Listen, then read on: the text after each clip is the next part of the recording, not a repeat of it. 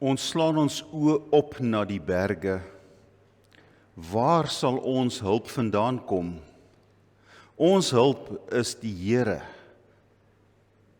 In hom glo ons, op hom vertrou ons, want alles wat is, het hy geskape, en hy onderhou dit.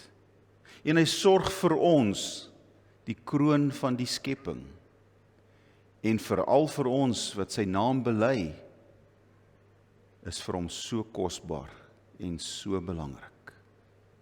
Amen.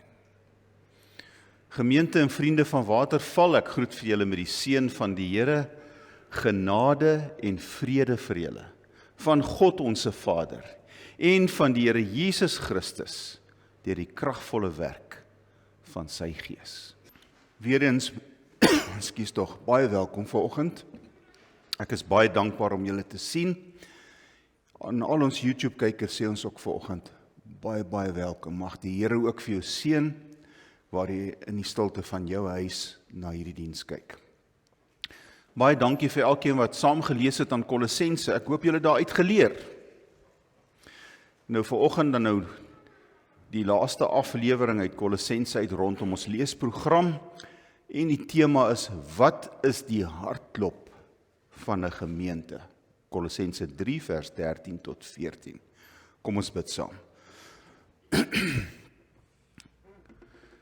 Here, hier is ons en ons staan voor U met leë hande, want wat het ons om voor U te bring? Waarop kan ons roem? Wat kan ons sê het ons nou gedoen om U genade te verwerf? Ons verdien dit nie. Ons kry dit verniet.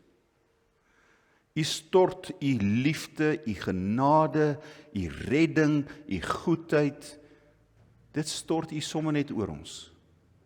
En ons ontvang dit net soos boemelaars. En ons is dankbaar daaroor. Daarom is ons vanoggend hier om juis vir U te kom sê, dankie dat U so met ons werk.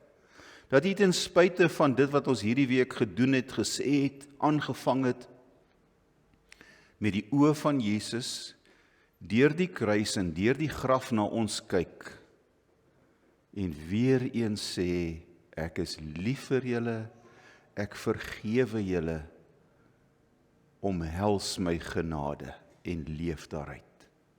So ons sê vir U dankie by die geleentheid. Maar Here, U gee weer eens vir ons iets. Want by hierdie geleentheid kom gee U vir ons 'n boodskap, iets om oor te dink. So laat ons U woord lees en praat met ons daaruit, dat ons sal hoor wat die Here vir ons sê.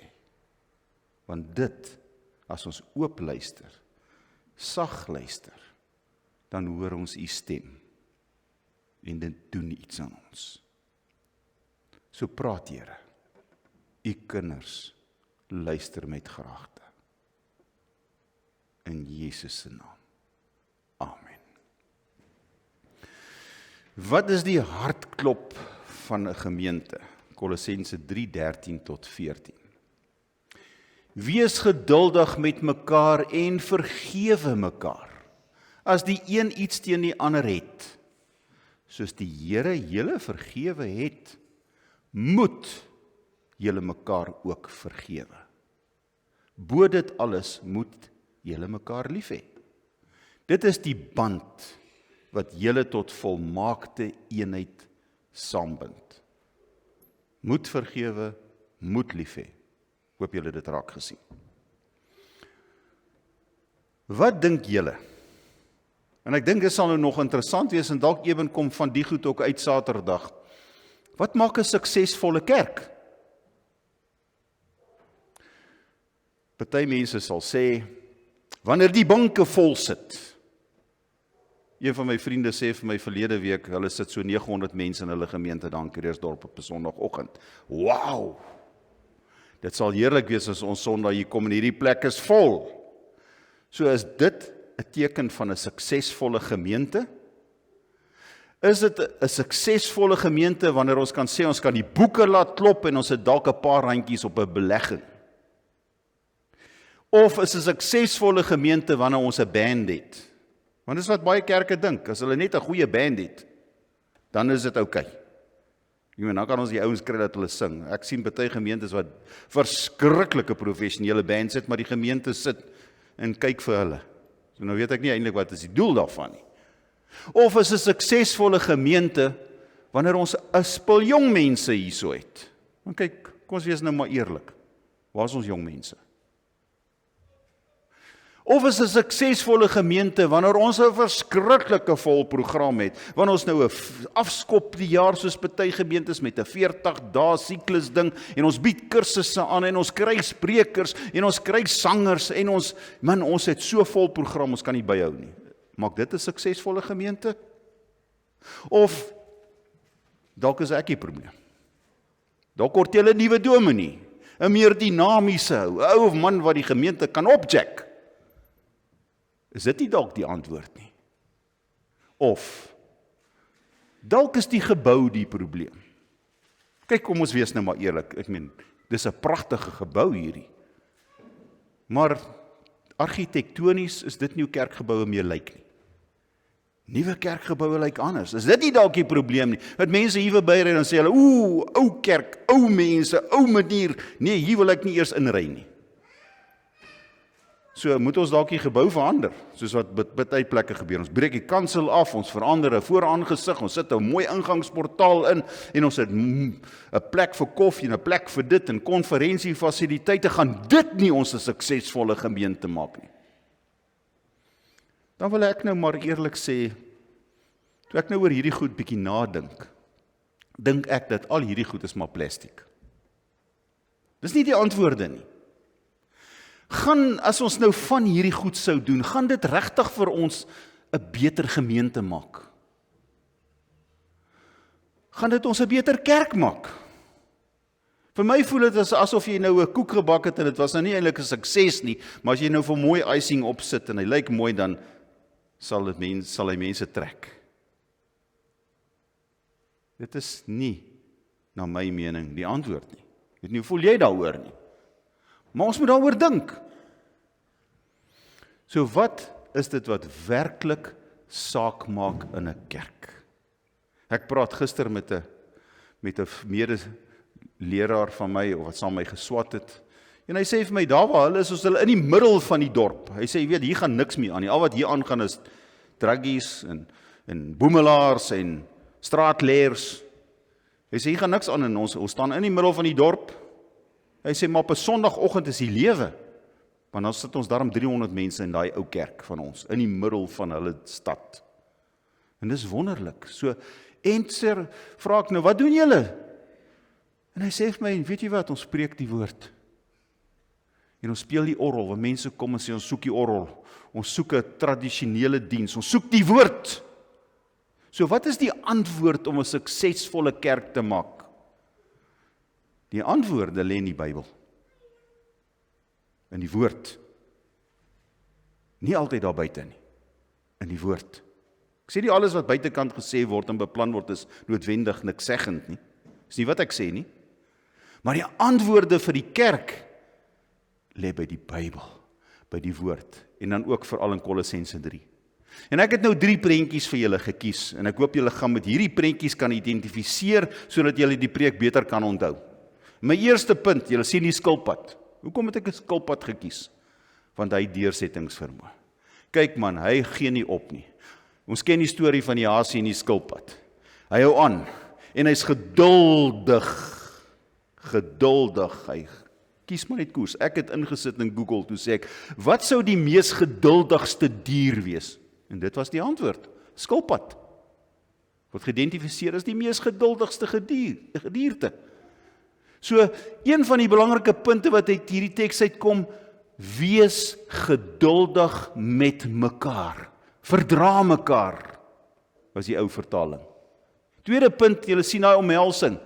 Wanneer omhels 'n man en 'n vrou mekaar so baie keer na 'n lekker fight en hulle vergewe mekaar, dan druk hulle mekaar weer, né? Dit spreek van liefde, dit spreek van vergifnis. En die derde beeld hierso, logies, gister was Valentynsdag, liefde om mekaar lief te hê. En wat Paulus hier sê, Nadat hy oor die volmaaktheid van Christus gepraat het, dan wil hy vir die gemeente van Kolosse sê, as julle tot volmaakte eenheid wil kom, as julle wil kerk van die Here wees, is dit wat by julle moet gebeur. Geduld teenoor mekaar, mekaar te vergewe en mekaar lief te hê. Nou kom ons kyk 'n bietjie nader na hierdie goed. Wees geduldig met mekaar. Is dit nie so nie? Ons is nie die geduldigste mense onder die son nie. En ek kom agter hoe meer tyd loop en hoe meer die omstandighede in Suid-Afrika verander, hoe meer ongeduldig raak ons. Kyk hoe gaan dit op die paaie. Kyk hoe gaan dit as ek in 'n ry staan, my magtig, ek kan dit nie hanteer om in 'n ry te moet staan vir 'n halfuur of 'n uur nie. Ons het nie die geduld daarvoor nie. Dis hoekom ons kits koffie en kits masjiene en kits alles deesdae het. Ons het nie meer geduld nie. En nou gaan dit ongelukkig ook so in die kerk. Want ons is hier verskillende mense met verskillende gevoelens en gawes en idees en baie keer kan ons op mekaar se tone trap en ons kan vir mekaar sê en ons kan kwaad raak want hierdie een loop nie saam nie en hierdie een het nou nie weer dat gedoen nie en vat nou maar 'n simpel voorbeeld Alna. Nee, baie ons moes nou weer cupcakes gebring het en hulle het nou nie weer dit gebring nie en ons is sommer die duiwel in vir hulle. En baie keer word ek ook kwaad want ek sien van my gemeenteraadslede feature sommige Sondae, sommer vir weke aan mekaar nie eers nie.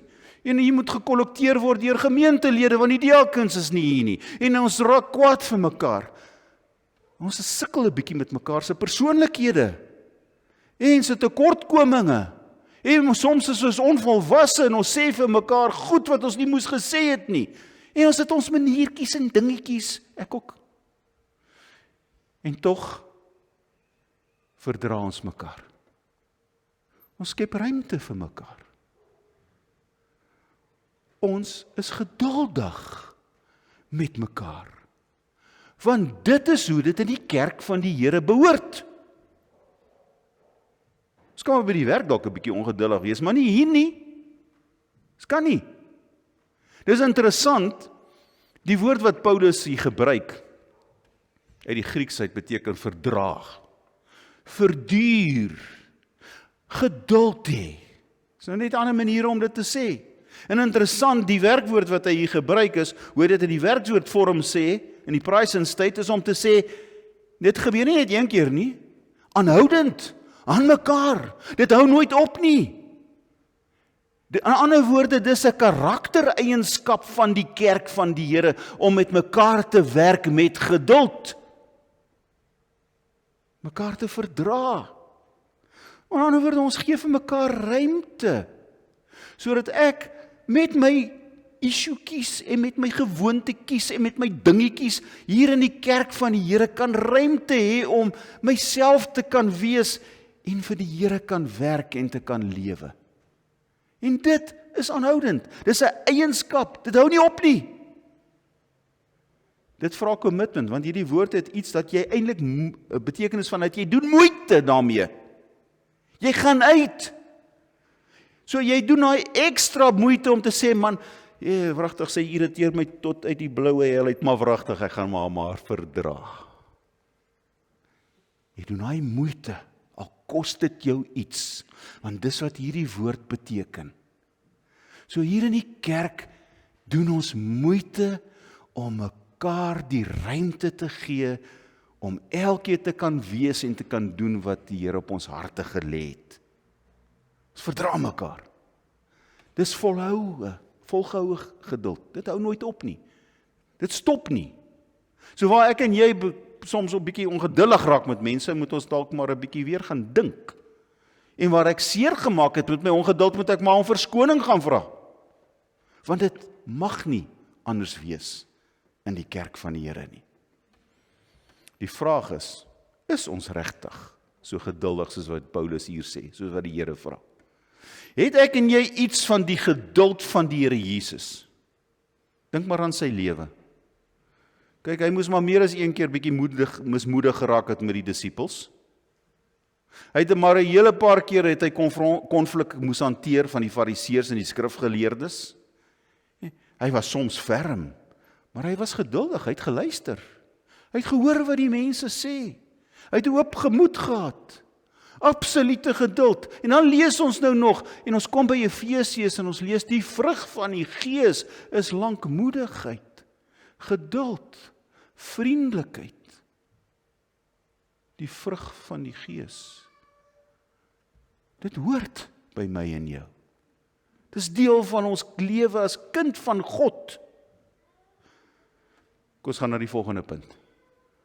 Dan sê Paulus ook, julle moet mekaar vergewe, moet vergewe. Kan ons ooit genoeg praat oor vergifnis? Want ek dink onvergifnis is 'n werklikheid. Dit laat verhoudinge sneuwel. Dit laat vergaderinge verkeerd loop. Dit laat VVO vergaderinge verkeerd loop. Ek dink nogal, daar is groot vergifnis teenoor Trump nodig in hierdie wêreld met sy bombastiese houding. Maar vergifnis kan dinge laat verkeerd loop. Dink maar aan 'n huwelik. As ons in die huwelik mekaar nie kan vergewe nie, dan is daar nie hoop nie. Dis nogal 'n eienskap, weet jy, ek is nou die duiwel in vir hierdie ou, ek skryf hom af. Ek's klaar. Wil niks van hulle verder weet nie. Dis eerder die houding wat ons aankleef.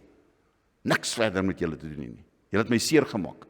As dit nie vir hom was nie, was ek nie vandag in die finansiële moeilikheid nie, hoor ons soms van note, een van die ander praat. As dit nie vir daai man van my was nie, of vir daai vrou van my was nie. Soos die tannie vir die dominee gesê het. Dominee, hy het, blaai sy in so 'n boekie, 28 Februarie 1992 het hy dit gedoen. En toe, in 2002, daai het dan nie nooit verstaan van vergifnis nie. En party van ons hou boek van die kwaad, soos Paulus in 1 Korinte 13 sê, né? Ons hou boek van die kwaad. Interessant, die woordjie van vergifnis is nie die normale Griekse woordjie wat, ag, is alright, ek vergewe nie, ek verskoon jou nie. Dis nie daai woordjie wat hy gebruik nie. Charizomai, die stamwoord is genade. Genade. Ek vergewe met genade. Jy mooi daaroor, dink mooi daaroor. Ek vergewe met genade. En weer eens is die werkwoord in die aanhoudende vorm, ek hou nie op, ek vergewe nie een keer nie, ek hou aan vergewe. Ek is 'n vergewensgesinde mens. Wil hierdie woord eintlik vir jou sê. En ek my vergifnis gee ek vir jou eintlik 'n stukkie van my genade. Dis wat my vergifnis vir jou beteken. My genade gee ek vir jou. En hoekom nie? Hoekom vergewe ons nie maklik nie?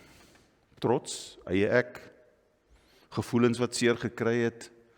Dit is nie altyd lekker nie. En baie keer, kyk, man, ons wil 'n oog vir 'n oog, né? Ek voel ook baie keer, ek wil hierdie ou soms storm loop om 'n vet klap gee.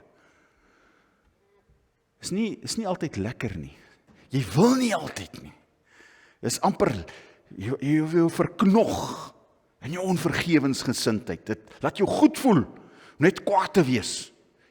En dan mense af te skryf. Doen iets goeds vir jou, maar doen dit regtig? Dit voel vir 'n oomblik so. Ek en jy het nie 'n keuse nie. Onthou, hier staan moet. Moet vergewe. Dis 'n opdrag. Dis nie bevelsvorm. Dis my Christelike plig. As ek sê ek kan nie vergewe nie, is daar groot fout met jou Christendom. Want dan verstaan jy nie die evangelie nie. Dis hoekom ek die kruis daar gesit het. Want waar kom vergifnis vir ons vandaan? Die Here Jesus het sy lewe gegee om ons met God te regverdig. Hy het opgestaan uit die doodheid om dit te beseël, dat daar vir ons vergifnis is vir ons sonde. So hoe heng bid ek, onse Vader, vergewe my sonde soos ek my sondaars vergewe. Maar dan, as ek nie kan vergewe nie, kan ek dit mos nie bid nie. Dan is ek besig om 'n rympie op te sê. Nie daaroor te dink nie. In Matteus 18 kom Petrus en hy sê, Here, en hy het nogal gedink, hy is baie oulik, toe hy dit sê, hoeveel keer moet ek my medemens vergewe? 7 keer? Want 7 is mos nou die volmaakte getal. 7 keer? Baie grand, sy voorstel. Dan sê die Here Jesus vir hom, 70. maal 7. Onbeperk, wou die Here Jesus eintlik vir hom sê. Tale kere op, tale kere, jy hou net nie op nie, jy hou nie op nie, Petrus. Jy hou aan met vergewe. Nou vertel hy daai pragtige gelykenis oor die man wat die baie skuld afskryf en die een wat die bietjie skuld afskryf en gaan lees dit maar weer 'n slag. Onbeperkte vergifnis, sê die Here Jesus. In 1 Korinte 13, die hoofstuk oor die liefde, en die liefde hou nie boek van die kwaad nie. Skryf dit nie op nie. Ek hou nie rekord nie. Het jy geweet, miskien het jy vanoggend vroeg of dalk gister of iewers in die week vir die Here gesê, jy is jammer oor iets wat jy gedoen het. Jy geweet as jy nou vanoggend vir die Here sou vra, dit wat ek in die week bely het, of dit wat ek nou vanoggend bely het, wat was dit nou weer? Die Here gaan vir jou sê, ek kan nie onthou nie. Gaan lees Psalm 103. Hy is so lief vir ons, né? Dis die hoogte van die hemel en die aarde, oneindig lief vir ons. Hy vergewe ons sonde en verwyder dit van ons af, so ver soos die ooste van die weste is. Hy dink nie meer daaroor nie. Dis afgeskryf. Wanneer die Here na my en jou kyk, die Vader na ons kyk, dan kyk hy deur sy Seun se verdienste na ons. En ons sonde tel nie meer 'n punt nie.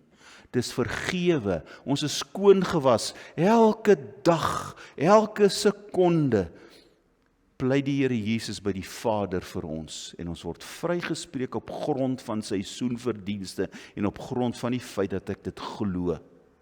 Romeine 1:17. So, hoekom kan ek nie vergewe nie? Dis so belangrik om te vergewe. Ek het al vir julle vertel van een van my klasmaats, wat sy doktoraal wou doen op die kankerpasiënt. En hy het dit omgeswaai. En hy het dit gedoen op vergifnis. Want sy gesprekke met kankerpasiënte het hy agtergekom, waarmee hulle worstel hier binne is onvergewensgesindheid, en dit benadeel hulle gesondheid verder. Om nie te kan vergewe nie, maak jou siek, maak jou lelik. So ek dink, agter die opdrag om te moet vergewe, sit daar 'n groot stuk sielkunde wat God vir ons gee. En ek dink die sielkunde kan maar net by hierdie gaan leer wat in die Bybel staan. Want om te kan vergewe is om jouself los te maak, is om jouself vry te maak. Dit maak jou 'n beter mens. As jy nie vergewe nie, word jy 'n siek mens, jy word 'n lelike mens, jy benadeel jou, dit maak die lewe vir jou onaangenaam. Maak jou sinies. En ek hou nie van siniese mense nie. Dit is so belangrik, dat ek en jy kan vergewe. Partykeer kan ek vir die persoon sê, ek vergewe jou, of wat hulle daarmee maak as hulle sak. Partykeer het ek, is hulle dalk dood, weg, ver, oor see. Dalk het hulle ook 'n kaartjie by Trump gekry. Dis weg. Maar as ek hier binne voor God kan sê, ek spreek hulle vry. Met die genade wat God vir my gegee het, gee ek vir hulle, word jy 'n beter mens. Die derde punt, om mekaar lief te hê. Ons praat baie oor liefde. En gister het die wêreld gepraat oor 'n ander soort liefde. Paulus sê hierdie versie, sê hy, bo dit alles. Ek wil vir julle iets belangriker gee. Gaan lees maar ook 1 Korinte 13 begin hy ook. Ek wil vir julle 'n groter weg wys as al hierdie dinge wat in 1 Korinte 12 genoem is en wat in 1 Korinte 14 genoem word. Van die spreuke en die tale en die gawes en al daai dinge. Wil ek vir julle iets anders te wys, iets oorkoepelends, wil die Grieks eintlik vir ons sê, iets wat bo dit alles uitstyg. Die liefde. Die liefde. En die woord vir liefde wat hier gebruik word, julle onthou, daar's 4 Griekse woorde vir liefde, maar hierdie woord wat baie mense gebruik, die meeste van ons ken die woord agape, so dit iewers al gehoor of op 'n bord gesien by 'n kerk, agape gemeente of wat ook al sien ons dit. Dis die woord vir liefde in die Bybel wat gebruik word vir goddelike liefde. Die liefde wat God vir ons het. Dis die liefde wat ek en jy moet uitstraal. Dis die liefde wat ons as kinders van die Here moet hê. Nou goed, dit is 'n diep een. soos God liefhet. Dit, sê Paulus, bind ons saam. Dit maak 'n suksesvolle gemeente. Dit onderskei ons van die wêreld. Dit maak ons anders.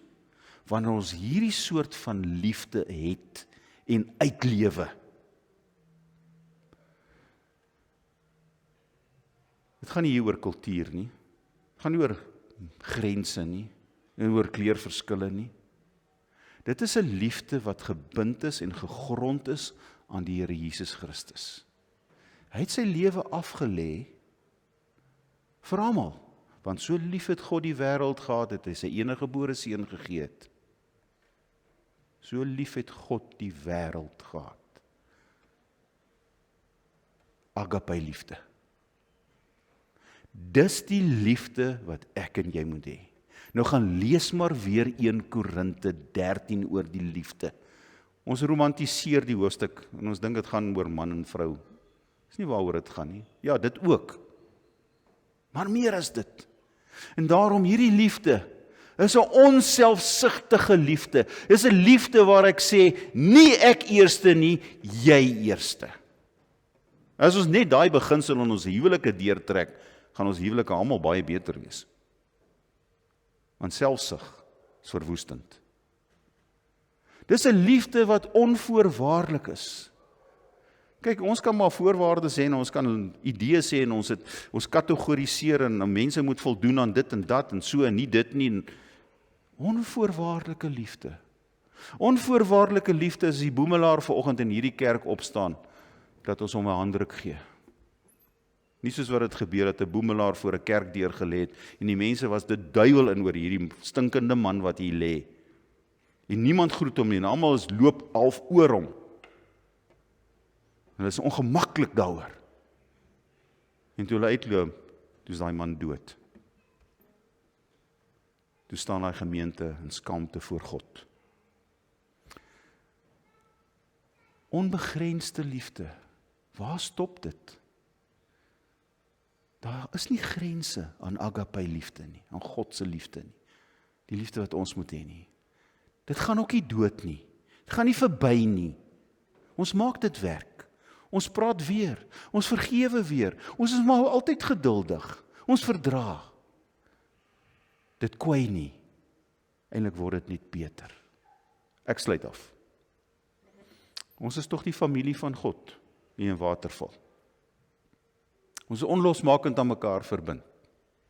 Hoe maak ons hierdie gemeente 'n beter gemeente? Nie met triks nie. Met woordgehoorsaamheid. Want ons dien 'n lewende God, wat in beheer is van sy kerk. En wat vir ons in die Bybel sê, hoe moet 'n kerk lyk? So het ons gehoor vanoggend.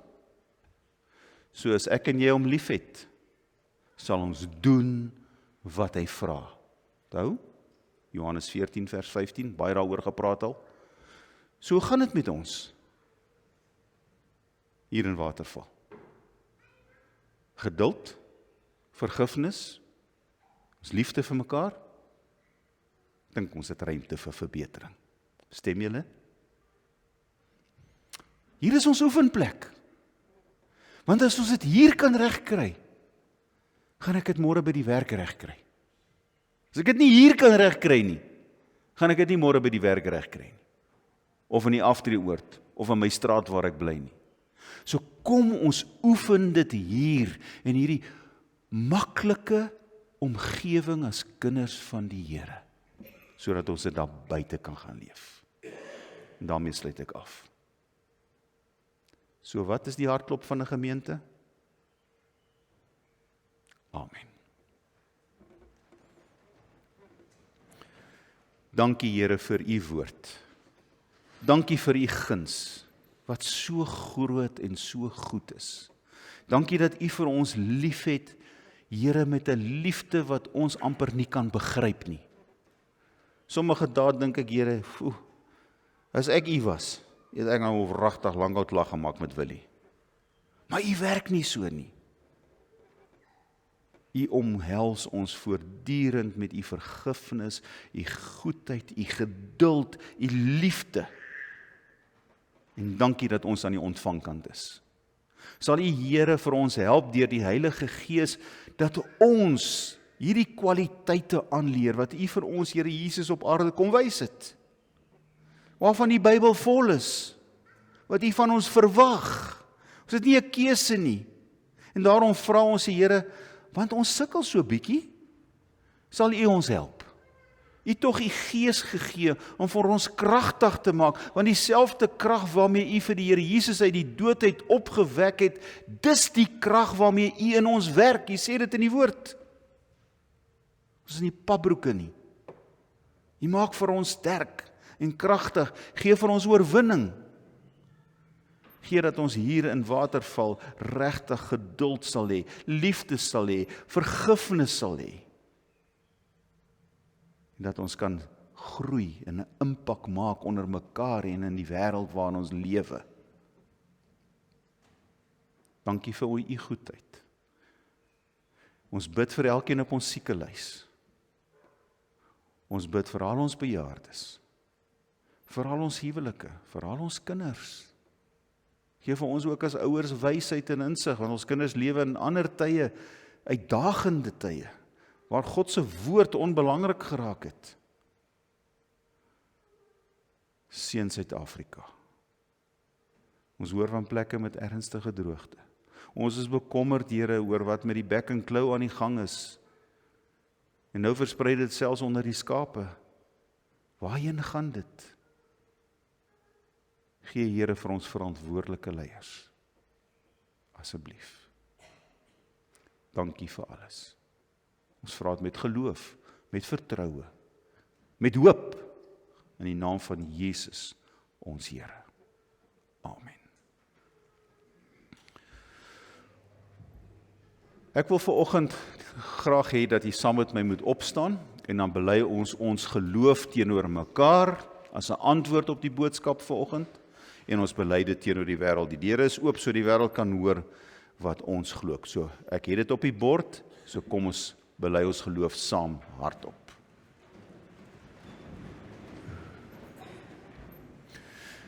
Ek glo in God die Vader, die Almagtige, die Skepper van die hemel en die aarde, en in Jesus Christus sy eniggebore Seun, ons Here, wat ontvang is van die Heilige Gees, gebore is uit die Maagd Maria, wat gelei het onder Pontius Pilatus, gekruisig is, gesterf het en begrawe is, en ter helle neergedaal het, wat op die 3de dag weer opgestaan het uit die dode, wat opgevaar het na die hemel, en sit aan die regterhand van God, die Almagtige Vader, van waar hy sal kom om te oordeel, die wat nog lewe en die wat reeds gesterf het.